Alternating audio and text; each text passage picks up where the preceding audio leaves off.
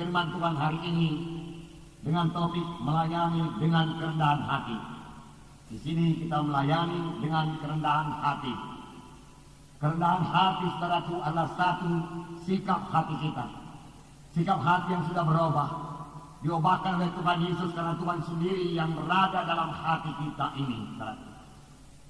Orang yang rendah hati, saudaraku, mengenal kesanggupannya. Masih banyak kekurangan, dan karena itu dia bersandar kepada Tuhan. Dan Tuhan tidak pernah mempermalukan orang yang berserah kepadanya. Dan orang yang rendah hati, saudaraku, mengetahui bahwasanya segala sesuatu yang ada padanya adalah karunia Tuhan. Walaupun dia memiliki wajah yang tampan atau cantik, semua itu datang daripada Tuhan. Dan dia akan memakainya untuk memuliakan nama Tuhan, bukan untuk keuntungan sendiri. Walaupun dia diberkati Tuhan dengan berkat yang berkelimpahan, semua daripada Tuhan, yang membuat dia bertambah bersyukur kepada Tuhan. Puji Tuhan, saudaraku. Dan kalaupun seseorang itu tidak dikaruniakan Tuhan wajah yang tampan atau cantik, dia tahu, saudaraku, bahwasanya harta yang sebenarnya, hidup yang sebenarnya bukan terdapat dalam dunia ini, tapi dalam hidup yang kekal. Dan dia mencari perkara-perkara di atas. Itulah dia orang yang rendah hati, saudaraku. Memang segala sesuatu yang ada pada kita, saudaraku, segala sesuatu yang baik berasal daripada Tuhan. Firman Tuhan berkata. Dan firman Tuhan berkata, apakah yang ada padamu yang tidak kamu terima daripadaku? Semua yang ada pada kita, kita terima daripada Tuhan.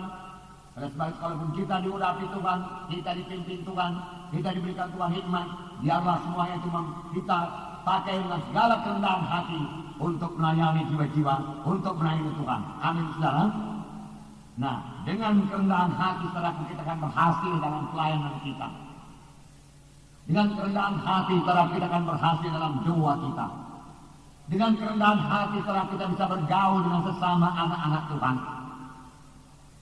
Dan ini sangat perlu dalam kelompok sel.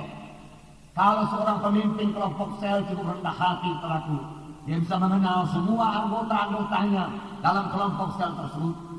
Dan ini akan sangat menolong dia dalam mendoakan anggota-anggota kelompok selnya satu persatu. Saya percaya kuasa doa. Seorang pemimpin kelompok sel yang berdoa buat anak-anak Tuhan di kelompok selnya, pastilah diberkati Tuhan. Baik pemimpin kelompok sel yang berdoa, baik anak-anak Tuhan dalam kelompok sel tersebut akan diberkati Tuhan. Karena Tuhan kita Tuhan yang mendengarkan dan menjawab doa. Oleh sebab itu, pada saudara pemimpin kelompok sel, wakil pemimpin kelompok sel, biar dalam kelompok sel saudara-saudara saling mendoakan. Dan saudara mengenal semua anggota-anggota kelompok sel saudara. Dan saudara mengenal persoalan-persoalannya. Saudara mengenal kekuatan-kekuatannya. Saudara mengenal panggilannya. Saudara mengenal kelemahan-kelemahannya. Dan itu semua saudara bawa di hadapan Tuhan. Dan saudara sampaikan kepada Tuhan dalam doa yang bersungguh-sungguh dengan segala kerendahan hati. Jangan pernah menganggap saudara itu lebih tinggi daripada mereka, lebih rohani daripada mereka, saudara lebih berhikmat daripada mereka. Saudara, kita sesama anggota tubuh Kristus, masing-masing ada kelebihan, ada kekurangan, tapi kita ini semua saling melengkapi satu sama lain. Demikian juga halnya dalam kelompok sel, kita perlu saling mendoakan.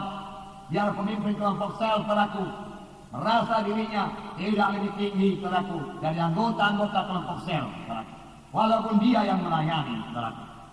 Karena, saudaraku, pemimpin KKS bukanlah suatu jabatan, saudaraku, bukanlah satu kedudukan, tapi satu pelayanan yang dipercayakan Tuhan kepada saudara. Supaya pelayanan saudara boleh sampai kepada maksud Tuhan, supaya pelayanan saudara boleh berbuah, yaitu saudaraku kelompok saudara berbelah menjadi dua, dan kemudian datang jiwa-jiwa baru lagi yang saudara layani dia dengan mengenal dia, saudara dengan bersekutu dengan dia kemudian menjadi murid. Semua ini terlaksanakan dengan rendah hati, maka kelompok saudara akan berhasil dan saudara memberi buah kepada Tuhan. Dengan kerendahan hati, saudaraku, kita lebih mudah menginjil, karena saudaraku, kita tidak akan merasa segan-segan untuk mendatangi rumah tangga yang di sekitar kelompok sel kita, karena kita sudah cukup rendah hati untuk datang kepadanya, mengabarkan Injil Tuhan kepadanya. Inilah berkat-berkat daripada rendah hati, saudaraku. Biar semua kita memiliki, saudaraku, kerendahan hati ini, saudaraku. Ini terjadi karena Yesus yang rendah hati tinggal dalam kita. Nanti akan kita bacakan ayat yang mengatakan, marilah kepadaku kamu sekalian yang letih lelah dan beban berat, aku memberi sentosa kepadamu. Belajarlah kepadaku, karena aku rendah hati dan lembut hati, maka kamu akan mendapat ketenangan. Maka kamu akan mendapat ketenangan bagi jiwamu, firman Tuhan berkata. Haleluya. Nah, saudaraku, murid-murid, saudaraku, ya, pada waktu mereka masih bersama-sama dengan Yesus belum begitu dewasa, mereka masih mencari yang terbesar di antara mereka. Mereka tidak merendahkan diri satu sama yang lain, dan Tuhan Yesus menegur mereka. Saya percaya mereka menerima teguran Tuhan dan mereka berubah. Saya akan membacakan peristiwa Markus 9 ayat 33 sampai 37. Bukalah Alkitab saudara, bersama-sama kita membacanya. Markus pasal 9 ayat 33 sampai 37. Markus pasal 9 ayat 33. Di sini kita melihat saudaraku, murid-murid berbincang-bincang di tengah jalan. Mereka bukan memperbincangkan penginjilan, mereka bukan memperbincangkan saudaraku pengorbanan Tuhan Yesus, mereka belum mengerti. Tapi apakah yang mereka cari? Mereka mencari orang yang terbesar. Mereka berharap menjadi orang yang terbesar. Mari kita baca Markus 9 ayat 33 sampai 37 bersama-sama. Kemudian tibalah Yesus dan murid-muridnya di Kapernaum. Ketika Yesus sudah di rumah, dia bertanya kepada murid-muridnya, apa yang kamu perbincangkan tadi di tengah jalan? Tetapi mereka diam. Sebab di tengah jalan tadi mereka mempertengkarkan siapa yang terbesar di antara mereka. Lalu Yesus duduk dan memanggil ke-12 murid itu. Katanya kepada mereka, jika seseorang ingin menjadi yang terdahulu, hendaklah ia menjadi yang terakhir dari semuanya dan pelayan dari semuanya. Maka Yesus mengambil seorang anak kecil dan menempatkannya di tengah-tengah mereka.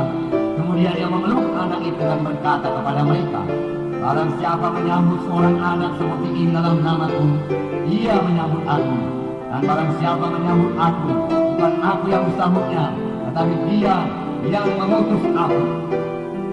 Sini telah sementara berjalan bersama-sama dengan Yesus, murid-murid mempertengkarkan siapa yang terbesar di antara mereka. Sampai di rumah, Tuhan Yesus bertanya kepada mereka, apa yang kamu perbincangkan tadi di tengah jalan? Mereka diam karena mereka sadar, tidak malu. Mereka tahu bahwasanya yang mereka perbincangkan itu tidak layak. Kerap kali saudara, kalau kita datang di bawah kaki Tuhan, kita menjadi sadar akan kekurangan kita, kita menjadi sadar akan dosa kita, saudara. Dalam hal yang paling baik, saudara, kita bertobat. Demikian juga murid-murid ini, Yesus mengasihi murid-muridnya. Seolah-olah Tuhan berkata, boleh kamu menjadi besar. Kebesaran yang sejati bukan dalam dunia ini, kebesaran yang sejati terdapat dalam surga. Biarlah kamu mencapai kebesaran yang sejati, dan aku menerangkan jalannya kepadamu, Tuhan berkata. Dan Tuhan memang menerangkan jalannya kepada murid-murid ini. Di mana Tuhan berkata, jika seorang ingin menjadi yang terdahulu, hendaklah ia menjadi yang terakhir dari semuanya dan pelayan dari semuanya. Siapa yang mau menjadi terbesar, Tuhan berkata, dia harus menjadi hamba. Dia harus memiliki hati seorang hamba yang patuh. Siapa yang menjadi terbesar, dia harus menjadi pelayan.